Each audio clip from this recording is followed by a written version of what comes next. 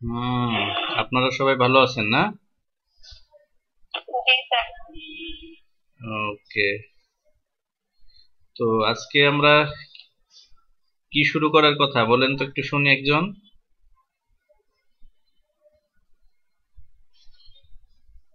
আজকে কি আমাদের পরীক্ষা নেওয়ার কথা ছিল নাকি নতুন একটা টপিক শুরু করব? ওয়ালাইকুম আসসালাম। আচ্ছা, আমরা তাহলে আজকে নতুন একটা চ্যাপ্টার শুরু করি, হ্যাঁ?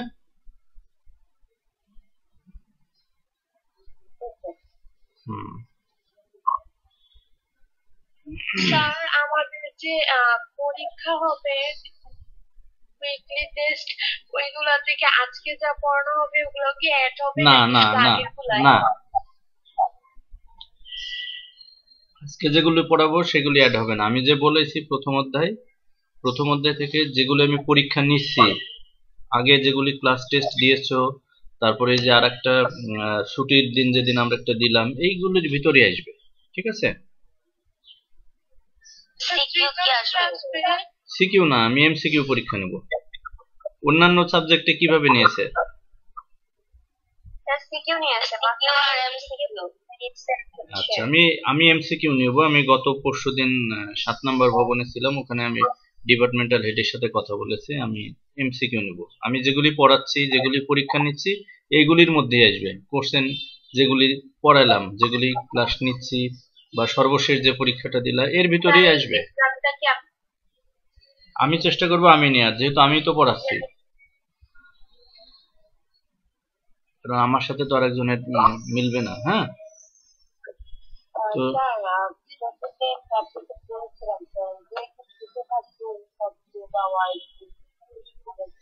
আমি তোমার কথাটা বুঝতে পারলাম না। বললাম কি চ্যাপ্টার ছোটতে আমি যেহেতু পড়েছিলাম স্যার আর ভালো করে তখন তো কয়েকটা ওয়ার্ড দিচ্ছে কয়েকটা শব্দ পারে দিচ্ছে সমস্যা হচ্ছে। ও আচ্ছা আচ্ছা, ওইটা তাহলে ক্লাসের পরে আমাদের যে হোয়াটসঅ্যাপ গ্রুপ আছে ওখানে তুমি লিখে দিও। আমি তোমার মানে ওই আহ, সমস্যা অনুযায়ী আমি কিছু ডকুমেন্টস তৈরি করে দিয়ে দেবো।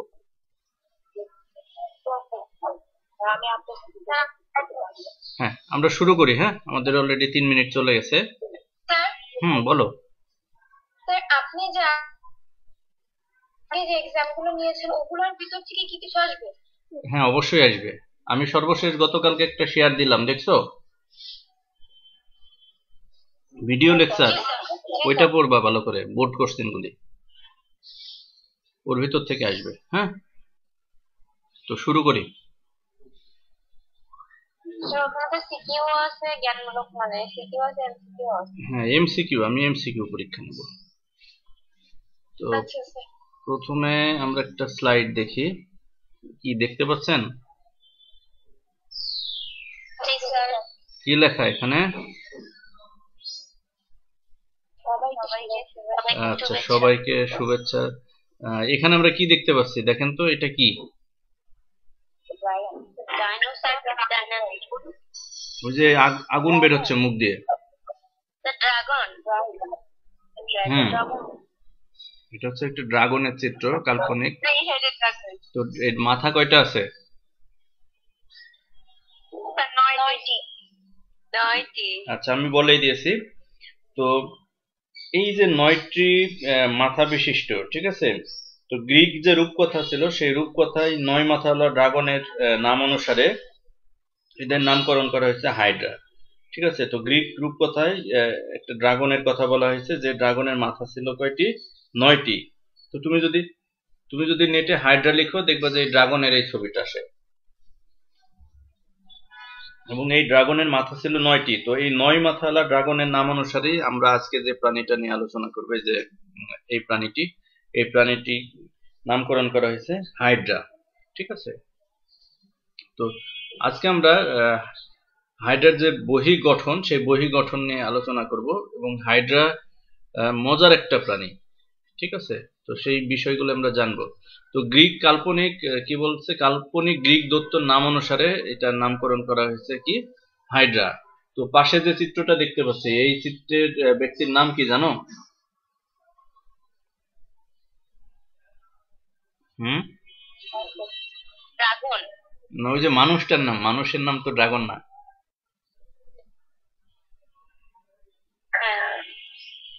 আচ্ছা আমি বলে দিই, ওনার নাম হচ্ছে আব্রাহাম ট্রেমব্লে। উনি একজন সুইজারল্যান্ডের বিজ্ঞানী ছিলেন।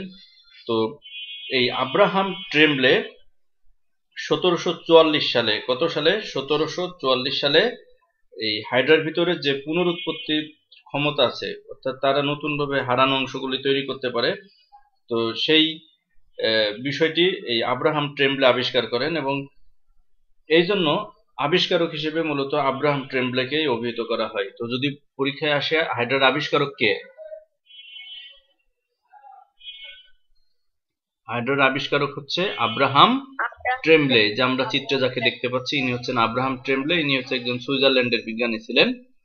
তো এই আব্রাহাম ট্রেমব্লে আবিষ্কার করেন যে হাইড্রার যদি কোনো অংশ নষ্ট হয়ে যায় বা কোনো অংশ যদি ক্ষতিগ্রস্ত হয়ে যায়, সেই ক্ষতিগ্রস্ত হওয়া অংশটাও খুব দ্রুত সময়ের মধ্যে আবার তৈরি করতে পারে। তো এই বিষয়টি যেহেতু প্রথম এই আব্রাহাম ট্রেমব্লে লক্ষ্য করেছিলেন, সেই কারণে আব্রাহাম ট্রেমব্লের নাম অনুসারে, মানে এই আবিষ্কারের বিষয় অনুসারে হাইড্রার প্রকৃত আবিষ্কারক মূলত আব্রাহাম ট্রেমব্লেকেই বলা হয়। আর পাশে যা চিত্রটি দেখানো হচ্ছে, এনাকে চিনো? আমি একটু ক্লু দিয়ে দিচ্ছি। Very good. কে বললেন? Carolus Linnaeus. হ্যাঁ, ইনি হচ্ছেন ক্যারোলাস লিনিয়াস। তো হাইড্রার যে নাম দেন কে? Carolus Linnaeus. এখন এখান থেকে কোশ্চেন আসতে পারে যে হাইড্রার আবিষ্কারক কে এবং নামকরণ করেন কে? তো এর আগে যে এমসিকিউ খাতাগুলি দেখলাম সেখানে যে বিষয়টি খেয়াল করছিলাম, প্রথমে হচ্ছে হাইড্রার আবিষ্কারক কে, ঠিক আছে, মানে এই পর্যন্ত পড়ছেন, পড়ে কি করছেন যে লিনিয়াসের নিচে দাগাইছেন, পরে আবার ওইটা কেটে দিয়ে আব্রাহাম ট্রেমব্লে, তাহলে আবিষ্কারক এবং নামকরণ দুইজন ব্যক্তি, কিন্তু এই বিষয়টি খেয়াল রাখতে হবে। তো এখন এরা কোথায় বাস করে আমরা দেখে নিই। ঠিক আছে, এই যে হাইড্রাটা প্রথমটা দেখো, যে আমরা দেখলেই বুঝতে পারছি তারা হচ্ছে মুক্তজীবী, অর্থাৎ তারা কারোর উপর নির্ভরশীল না, তারা স্বাধীনভাবেই চলাফেরা করে। ঠিক আছে, তো বর্তমান পৃথিবীতে হাইড্রার প্রজাতির যে সংখ্যা, তার সংখ্যা কিন্তু 40টির মতো। পৃথিবীতে কয় প্রজাতির হাইড্রা পাওয়া যায়? 40 প্রজাতি, এবং বাংলাদেশে পাওয়া যায় 3 প্রজাতির। কয় প্রজাতির? 3 প্রজাতির। হ্যাঁ, তো হাইড্রার যদি বলা হয় স্বভাব কি, দেখো হাইড্রা হচ্ছে মুক্তজীবী মিঠা পানিতে, অর্থাৎ যেটাকে আমরা বলি স্বাদু পানি। সেই স্বাদু পানিতে দেখো নিমজ্জিত, অর্থাৎ পানির মধ্যে ডুবে থাকে এরকম কোন যে বস্তু, সেই বস্তুর সাথে নিম্নমুখী হয়ে ঝুলে থাকে। তোমরা একেবারে ডানের চিত্রটা লক্ষ্য করো, দেখো একটা পানির ভিতরে ডুবে আছে, এরকম গাছের গুড়ির মতো লাগছে, সেটার সাথে সে কি করছে, হাইড্রাটা আটকে আছে এবং নিম্নমুখী হয়ে সে কি করছে, ঝুলে থাকছে। আর এর হচ্ছে আমরা বললাম যে মুক্তজীবী, এর আগেও একবার বলা হয়েছে এরা মুক্তজীবী, একই জিনিস দুইবার লেখা হয়ে গেছে।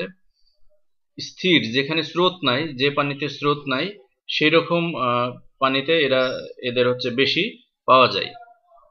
এবং হাইড্রা হচ্ছে মাংসাশী জীব, অর্থাৎ এরা অন্য ছোট ছোট যে প্রাণীগুলি আছে সেই প্রাণীগুলিকে তারা খাবার হিসেবে গ্রহণ করে, বিশেষ করে জলজ যে পতঙ্গ আছে, সাইক্লোপস, ডেফনিয়া, ঠিক আছে, তারপরে বিভিন্ন ব্যাকটেরিয়া, মাছের ডিম, এইগুলিকে কি করে এরা খাবার হিসেবে গ্রহণ করে। তো আমরা ডিটেল পরে জানবো। এখন হাইড্রার যে শ্রেণীবিন্যাস, এই যে শ্রেণীবিন্যাস, এটা কোন পর্বের, তারপর হচ্ছে কোন শ্রেণীর, কোন অর্ডারের, তারপরে কোন ফ্যামিলির, কোন জেনাসের, কোন স্পিসিসের, এইটুকু খুব ভালো করে পড়ে রাখতে হবে, কারণ এইটুকু হচ্ছে 2 মার্কসের জন্য আসে পরীক্ষায়। হ্যাঁ, আর প্র্যাকটিক্যাল পরীক্ষায় তো আসবেই। তাহলে এটা কি পড়তে হবে না পড়তে হবে না? হ্যাঁ, এখানে যে হাইড্রার শ্রেণীবিন্যাস লিখো, এটার যে আমাদের অনুধাবনমূলক যে কোশ্চেনটি থাকে, সেই অনুধাবনমূলক কোশ্চেনে কিন্তু এই হাইড্রার শ্রেণীবিন্যাসটি আসবে। সেখানে যদি নাও আসে, আমাদের যে প্র্যাকটিক্যাল পরীক্ষা হয়, সে প্র্যাকটিক্যাল পরীক্ষায় হাইড্রার পার্মানেন্ট স্লাইড দেখায়, অনেক সময় মাইক্রোস্কোপ দিয়ে হাইড্রার দেখতে হয়, দেখার পরে এই শ্রেণীবিন্যাসটা লিখতে হবে। তো সেই ক্ষেত্রে এটা আমাদের অবশ্যই ভালোভাবে শিখে রাখতে হবে। তো আমি একজনকে কোশ্চেন করি, কে বলবেন? টাওয়ার থেকে একজন বলেন, আমাদের যে 6 নম্বর ভবন সেখান থেকে একজন বলেন যে হাইড্রার ফাইলাম মানে পর্বের নাম কি?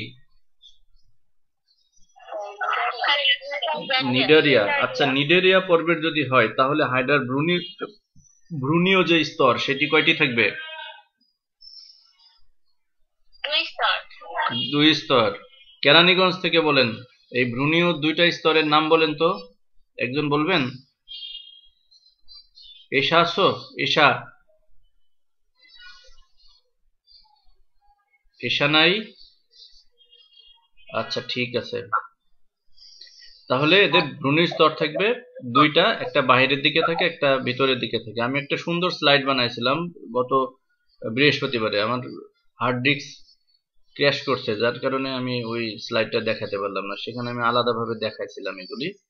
আচ্ছা, এদের দেহ মৌখিক এবং বিমৌখিক তলে বিভক্ত, এটা কি বুঝেন? মৌখিক তল কোনটি আর বিমৌখিক তল কোনটি? এই যে দেখেন, যে প্রান্তে মুখটা থাকে, যে প্রান্তে মুখের ছিদ্রটা থাকে সেই প্রান্তটাকে বলা হয় মৌখিক তল। তাহলে মুখ ছিদ্রটা খোলা থাকে, তাহলে মৌখিক তলটা হচ্ছে খোলা প্রান্তে। তাহলে যে তলে বা যেদিকে মুখের ছিদ্র থাকে সেটাকে বলা হচ্ছে মৌখিক তল, মানে ওরাল সারফেস। আর ঠিক তার বিপরীত দিকে যেটা বদ্ধ অবস্থায় থাকে, আবদ্ধ অবস্থায় থাকে, সেটিকে বলা হচ্ছে বিমৌখিক তল। বোঝা গেছে? তাহলে হাইড্রার দেহ মৌখিক এবং বিমৌখিক তলে বিভেদিত। যদি বলা হয় মুখের ছিদ্র কোন তলে থাকবে, মৌখিক প্রান্তে না বিমৌখিক প্রান্তে? আচ্ছা, মৌখিক যে তলটা বা খোলা প্রান্তে, ঠিক আছে।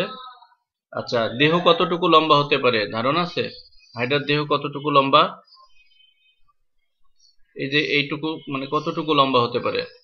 এটা প্রজাতি ভেদে 10 থেকে 30 মিলিমিটার পর্যন্ত এটি লম্বা হতে পারে। কতটুকু? 10 থেকে 30 মিলিমিটার। আর চওড়া কতটুকু হতে পারে, মানে এই যে এই চওড়াটা দেখো তো, এই যে এই চওড়াটা কতটুকু হতে পারে? 1 মিলিমিটার। এই তথ্যগুলো একটু দেখে নাও।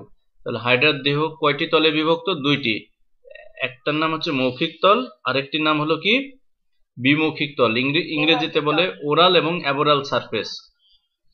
আচ্ছা, যদি বলা হয় হাইড্রার দেহ লম্বা কতটুকু পারা যাবে? 10 থেকে 30 কিলোমিটার, তাই না? 10 থেকে 30 কিলোমিটার, তাই না? জি স্যার কে বললো? ও, ভেরি গুড। তার মানে আপনারা মনোযোগ দিয়ে লেকচার শুনছেন। 10 থেকে 30 মিলিমিটার আর চওড়া হচ্ছে 1 মিলিমিটার। Very good. আচ্ছা, হাইড্রার রং কেমন হতে পারে?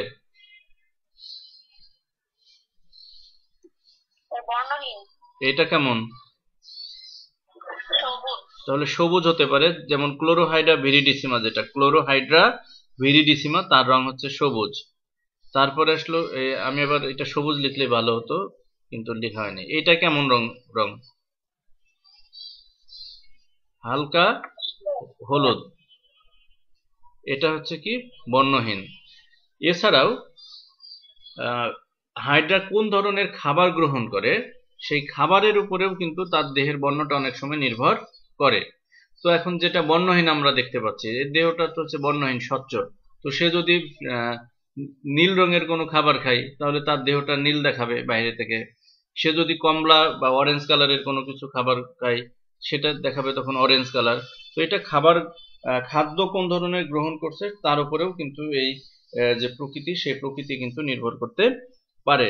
তো আমি শুরুতেই বললাম যে পৃথিবীতে, আবারও বলছি, পৃথিবীতে মোট কয় প্রজাতির হাইড্রা পাওয়া যায়? 40 প্রজাতির। আর বাংলাদেশে কয় প্রজাতি? 3 প্রজাতি। আচ্ছা, 3 প্রজাতির মধ্যে আমরা এখন যেটা আলোচনা করব সেটা না, সেই প্রজাতি হচ্ছে হাইড্রা ভালগ্যারিস। আচ্ছা, আমি আরেকটা কোশ্চেন করি যে হাইড্রা ভালগ্যারিস, এখন এই ভালগ্যারিস শব্দটা মনে নাই, হাইড্রা মনে আছে। তো আপনাদের প্রিয় একটা খাবারের নাম বলেন তো, আপনারা কলেজ থেকে বের হয়ে ওই খাবারটা পছন্দ করেন অনেকজন, সেটার নাম কি? হ্যাঁ, তো হাইড্রার আর একটা প্রজাতির নাম হচ্ছে হাইড্রা ফুসকা, FUSCA। যদি মনে না থাকে ওই ফুসকার কথা মনে করবেন, ঠিক আছে? হাইড্রা ভালগ্যারিস যদি মনে না থাকে লিখবেন ফুসকা, হাইড্রা ফুসকা, এটা আর একটা প্রজাতি। এইগুলি অ্যানিমেশন আগে চলে আসছে দেখছি। আচ্ছা, যদি বলা হয় হাইড্রার দেহকে আকারটা কেমন, এই আকারটা দেখতে কিসের মতো? গোলাকার মানে নলাকার নাকি অন্যরকম?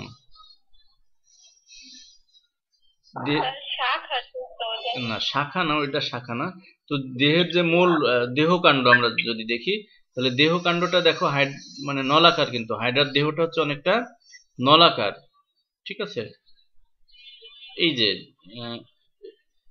তো হাইড্রার দেহকে যদি বলা হয় কয়টি অংশে ভাগ করা যায়, দেখো হাইড্রার দেহকে ভাগ করা যায় 3টি অংশে। হাইড্রার দেহকে কয়টি অংশে ভাগ করা যায়?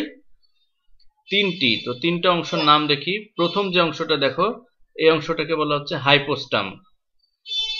ঠিক আছে, ওই যে উপরের অংশে দেখো একটা চূড়ার মতো কনিকাল আকৃতির যে অংশটা, সেই অংশটাকে বলা হচ্ছে কি হাইপোস্টাম।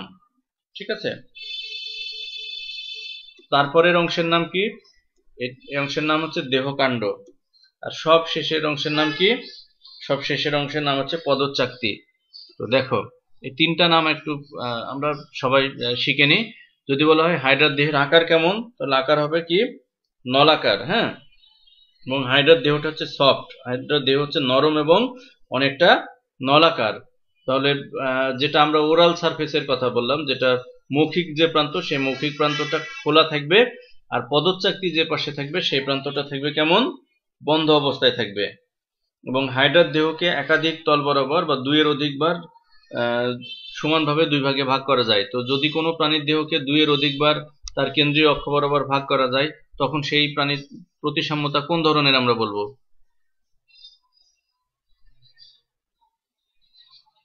এটা কোন ধরনের প্রতিসাম্যতা হবে বলো?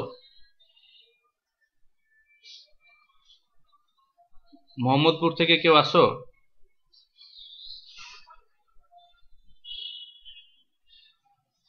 সবাই চুপ কেন?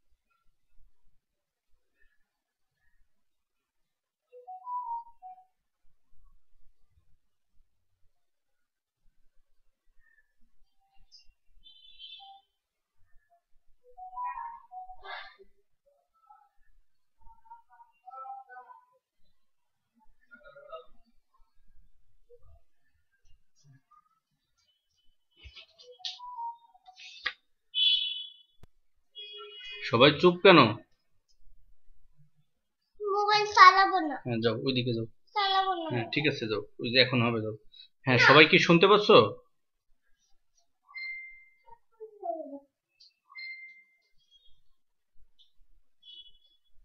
হ্যালো,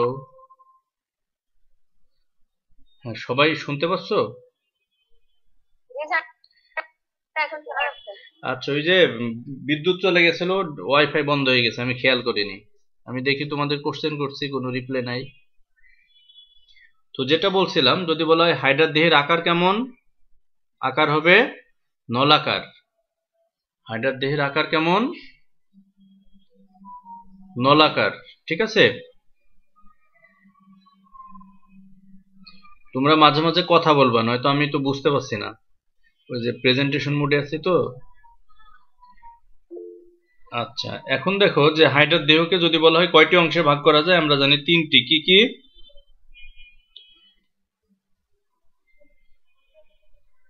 তিনটি কি কি দেখো তো?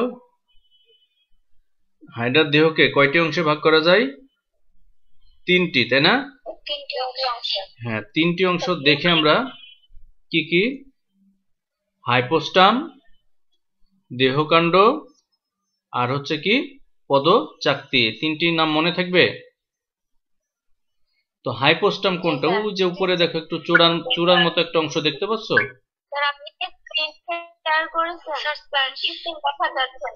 হ্যাঁ হ্যাঁ, আমি শেয়ার করছি তো, স্ক্রিন শেয়ার করছি।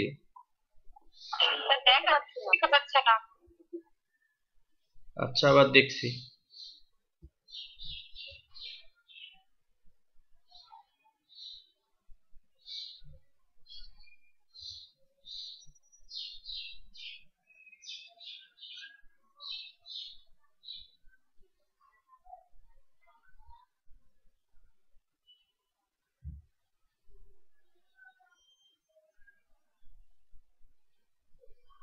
এখন দেখতে পাচ্ছ?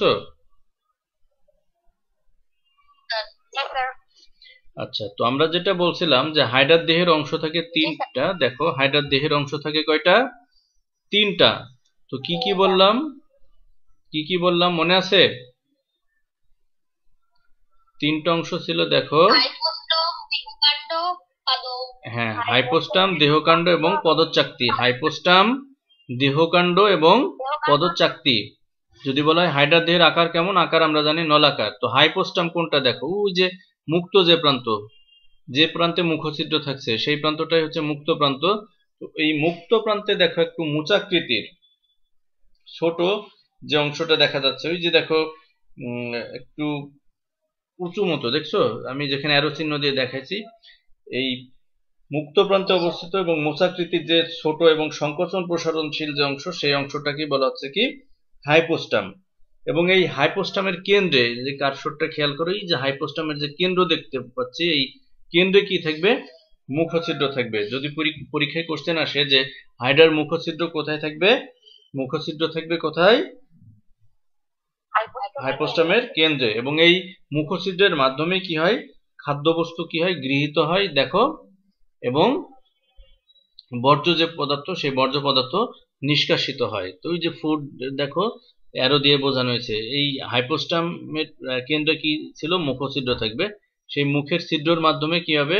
খাদ্যটা হাইড্রার দেহের ভিতরে প্রবেশ করবে, আর অপ্রয়োজনীয় অংশগুলি এই মুখছিদ্রের মাধ্যমে কি হবে? দেহের বাইরে নিষ্কাশিত হবে। এরপরে যে অংশটা দেখো, যে অংশটাকে বলা হচ্ছে কি?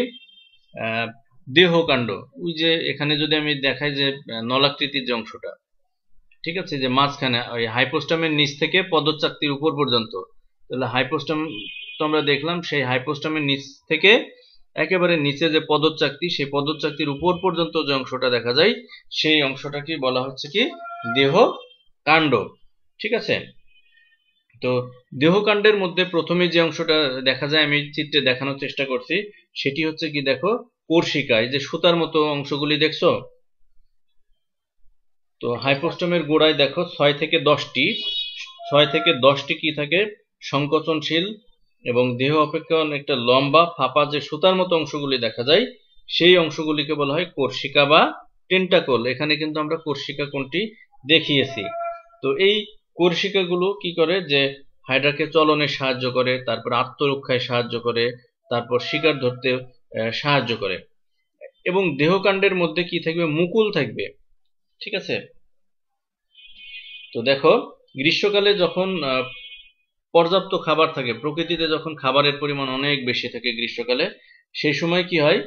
যে হাইড্রা তার ইন্টারস্টিশিয়াল কোষ কি করে? দ্রুত বিভাজন ঘটায়। ইন্টারস্টিশিয়াল কোষের বিভাজনের মাধ্যমে কি করে?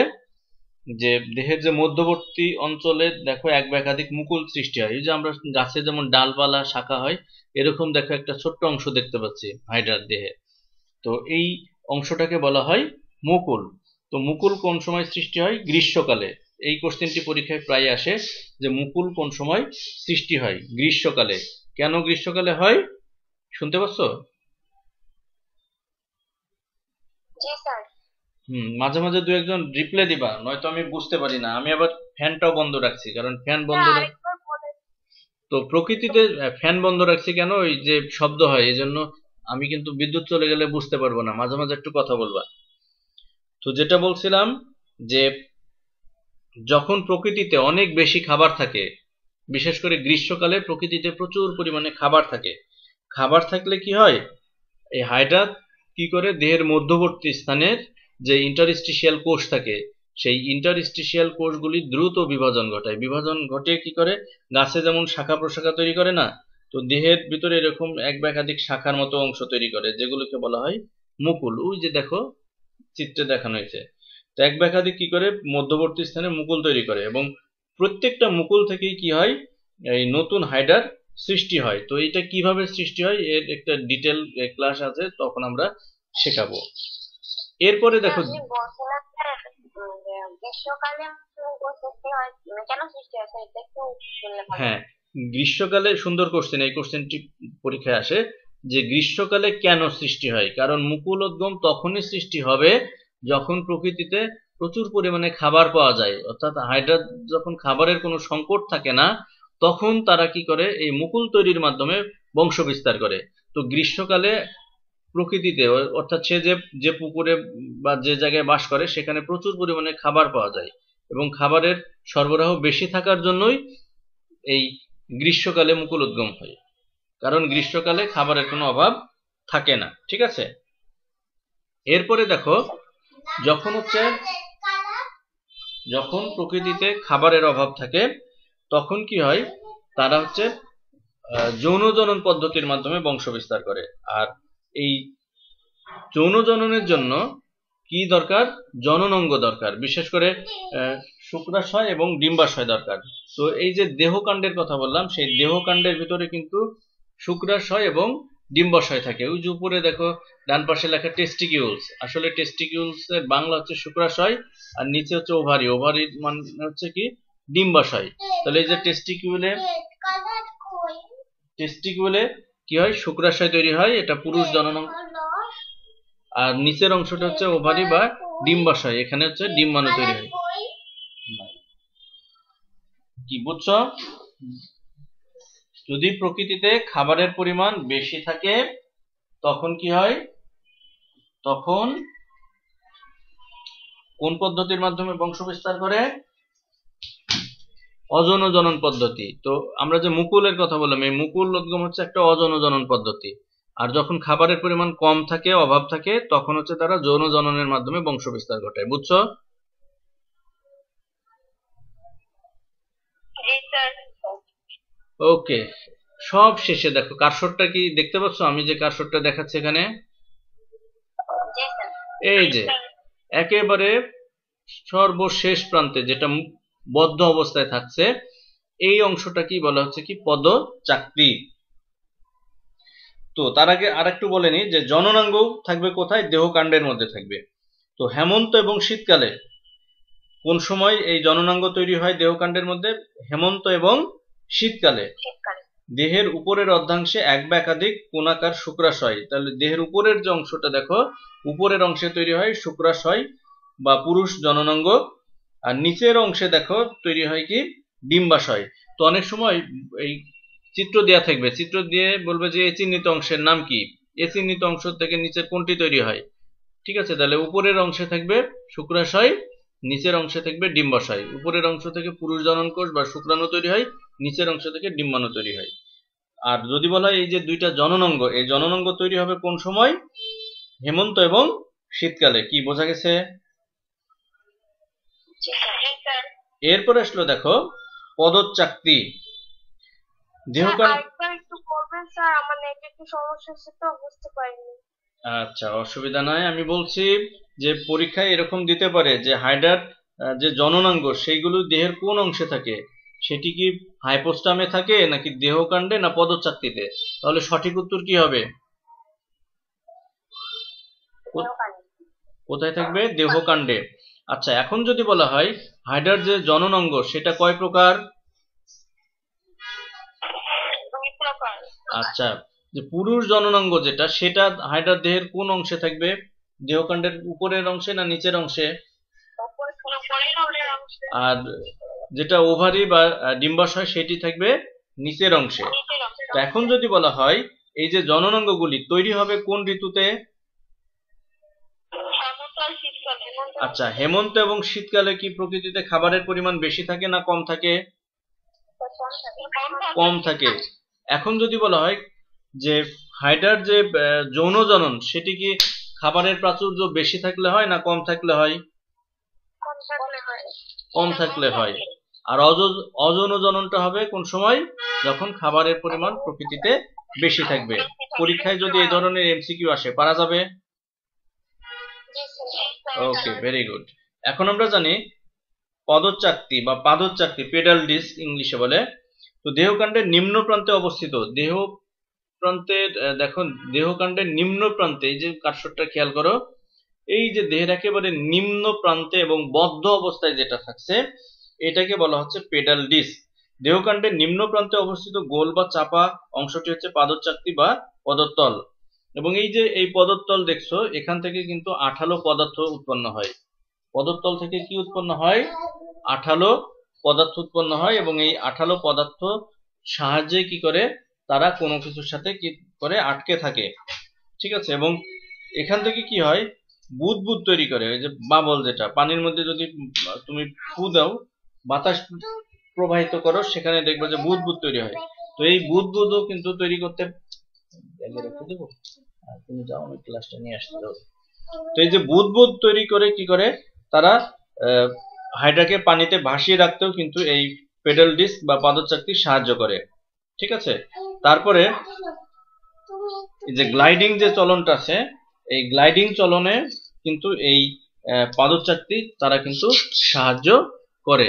তো যেটুকু পড়ানো হলো এটুকু কি মানে কারো বুঝতে কোনো অসুবিধা আছে? আচ্ছা, আপনাদের আর একটু বলে দিই, হাইড্রার মোটামুটি শুরু থেকে শেষ পর্যন্ত আমি আগে যখন আমাদের মেট্রোপলিটনে ক্লাস নিলাম সেই সময় একদম বই দাগিয়ে দাগিয়ে সব পড়া আছে। সবগুলো লেকচার 1, 2, 3, 4 এইভাবে দেয়া আছে আমার ইউটিউব যে চ্যানেল, সেখানে চাইলে ওখান থেকে বই দাগানো ক্লাস আপনারা আগে থেকেই দেখে নিতে পারেন, যার ফলে পরবর্তীতে ক্লাসটা যখন করব তখন বুঝতে সুবিধা হবে। তো এইটুকু বুঝতে আশা করি অসুবিধা নাই। তো আমরা এখন দেখি যে হাইড্রার শ্রেণীবিন্যাসটা আপনারা কি পারবেন? যদি আরেকটু পড়তে দেয়া হয় লিখতে পারবেন? শ্রেণীবিন্যাসটা বই বের করে তোমরা একটু দেখো।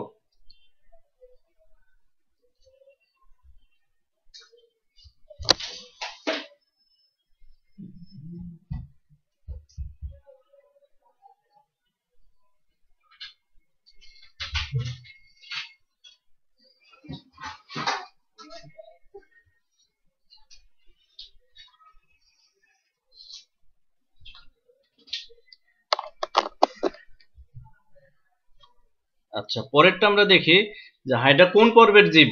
কেউ একজন বলো। নিডারিয়া। আচ্ছা, পদচাকতি যেটার কথা বললাম, এই পদচাকতির কাজ কি?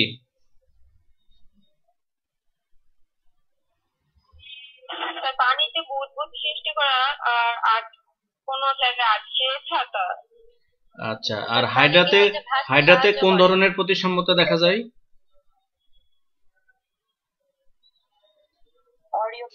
অরীয় প্রতিসাম্যতা। আপনারা তো সব আজকেই পড়া শিখে নিলেন। তো এখন যদি বলা হয় হাইড্রার বাহ্যিক গঠনের একটি চিহ্নিত চিত্র আঁকতে বলা হলে কি পারবেন? আচ্ছা, এটা আগামী কালকে শুধু হাইড্রার চিত্রটা আঁকবেন, কোন অংশের কি নাম এটা হচ্ছে আগামী দিন আমাকে দেখাবেন। আর বই দাগানোর কথা বলা হয়েছিল, বই কি দাগাইছেন আপনারা?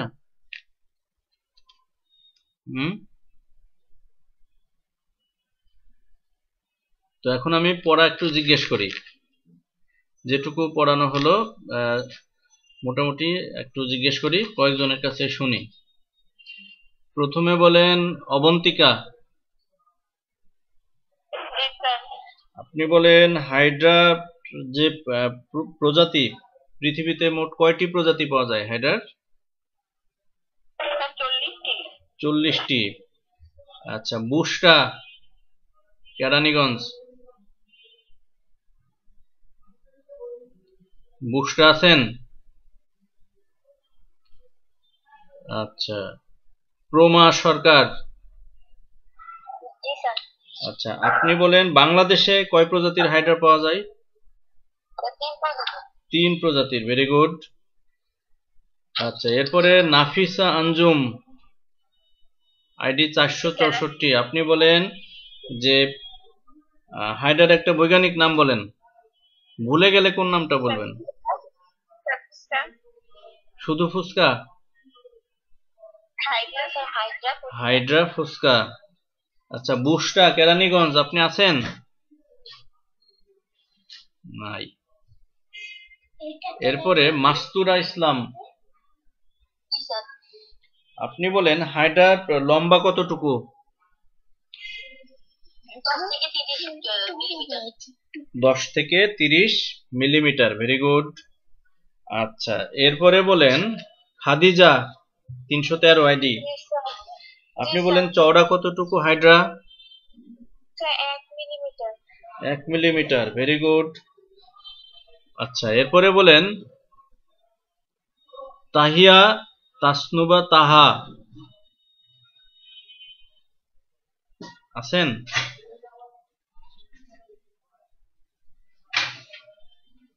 আচ্ছা, আর একটু দেখি আর কে কে আছেন।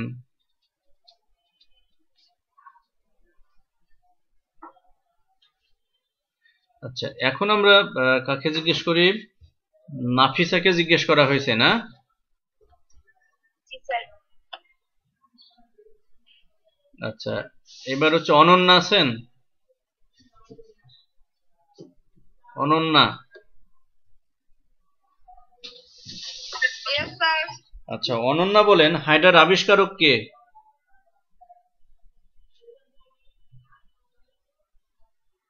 হাইড্রার আবিষ্কারক কে? Abraham Trembley, very good. আচ্ছা, এবার বলেন সানজিদা। সানজিদা আছেন? সানজিদা রিপ্তে নাকি যেন নাম দেখলাম। আচ্ছা, এরপরে হিজাব আছেন? হিজাব আক্তার। ভুল হলে অসুবিধা নাই তো, আমরা এখন ভুল করে শিখবো। আচ্ছা, সানজিদার মাইক্রোফোনের প্রবলেম, ঠিক আছে। এখন নিচ থেকে কে বলবেন? আমি আর কাউকে জিজ্ঞেস করবো না, দেখি আগ্রহ কয়জনের বেশি। যারা ডাক্তারি পড়তে চান তারা হাত উঠান। কে বলবেন? এই স্যার আছি, বলবো। আচ্ছা, অবন্তিকা, আপনি বলেন হাইড্রার হাইড্রার যে কোর্সিকার কথা বললাম, এই কোর্সিকাগুলি কোন অংশে থাকে? হাইপোস্টামে নাকি দেহকাণ্ডে নাকি পদচাকতিতে? স্যার হাইপোস্টামে। আমি বলছি হাইড্রার যে কোর্সিকা সেটা দেহের কোন অংশে? হাইপো দেহে বসে থাকে। দেহে কাণ্ডে। হ্যাঁ, দেহ কাণ্ডে থাকে। আচ্ছা, এবার আরেকজনকে কোশ্চেন করি। আর কি অবন্তী ছাড়া আর কারোর কি কোনো সাহস নাই? সবাই বলেন, আমাকে বলেন স্যার। আচ্ছা, আমাকে ধরেন, এটা কে বললেন? আমি কি প্রমা? আচ্ছা, আপনি বলেন হাইড্রা কি তৃণভোজী না মাংসাশী? তৃণভোজী। Very good. না স্যার মাংসাশী। মাংসাশী, এটা হবে মাংসাশী, অর্থাৎ অন্য কোনো প্রাণীকে খাবার হিসেবে গ্রহণ করে। আফিফা নাজ, আপনি কি বলবেন হাইড্রার যে পুনরুৎপত্তির ক্ষমতা, এই পুনরুৎপত্তির ক্ষমতা কে আবিষ্কার করেছিলেন? হাইড্রার পুনরুৎপত্তির ক্ষমতা কে আবিষ্কার করেছিলেন? আব্রাহাম ট্রেমব্লে। আচ্ছা, আর কে বলতে চান? Last minute.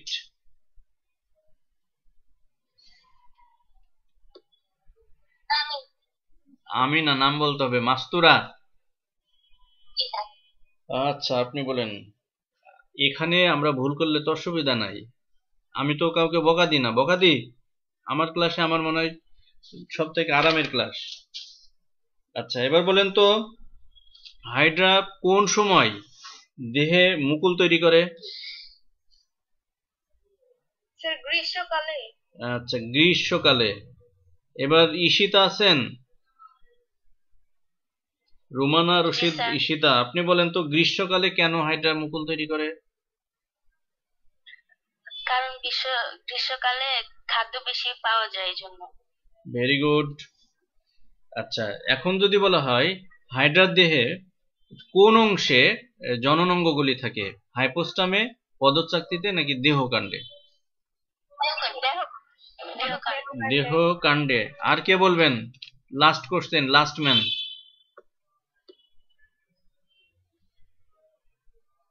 আচ্ছা, এখানে শশী আছো? সুমায়া, শশী, শশী আপনি আছেন এখানে? তারপরে তাবাসসুম ফাবিয়া।